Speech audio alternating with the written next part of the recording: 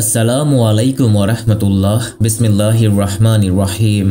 যুক্তরাষ্ট্রের ইতিহাসে সবচেয়ে ভয়াবহ দাবানলে ওলটপালট হয়ে গেছে যুক্তরাষ্ট্রের দ্বিতীয় বৃহত্তম শহর লস অ্যাঞ্জেলস।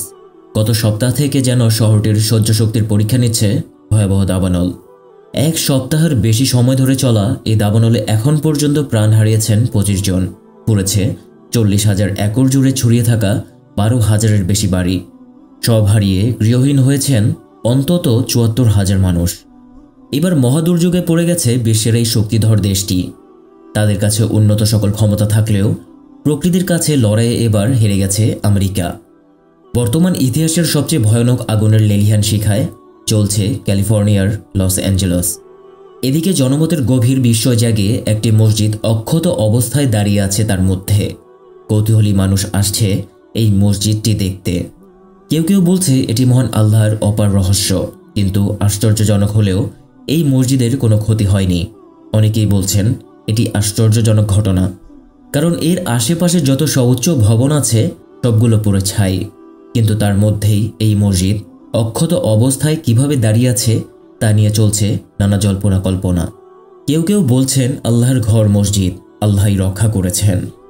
সব পুড়িয়ে দাবানল সরে যাওয়ার পর অনেকেই এখন আসছেন নিজ বাড়ির খোঁজে, তবে সেখানে শুধু পোড়া কয়লার ধ্বংসাবশেষ ছাড়া কিছুই মিলছে না অধিকাংশেরই। অনেকেই আবার পোড়া কাঠ, কংক্রিটের ভিড়ে খুঁজে ফিরছেন প্রিয়দের স্মৃতিচিহ্ন, তবে নিরাশ হয়ে খালি হাতে ফিরতে হয়েছে তাদের। এদিকে ক্যালিফোর্নিয়া জুড়ে বইতে থাকা শুষ্ক বাতাসের গতিবেগ ধীরে ধীরে কমেছে। বাতাস কমতে থাকায় দাবানল নিয়ন্ত্রণে তৎপরতা বাড়িয়েছেন দলকর্মীরা, আর আবার বাতাস বেড়ে যাওয়ায় আশঙ্কার কথা জানিয়েছেন দেশটির আবহাওয়া বিভাগ। আগুন আল্লাহর নিদর্শন, যা মানুষের কৃতকর্মের ফলস্বরূপ। প্রাকৃতিক বিপর্যয় এবং সামাজিক অস্থিরতার কারণে এই আগুনের ভয়াবহতা বৃদ্ধি পেয়েছে।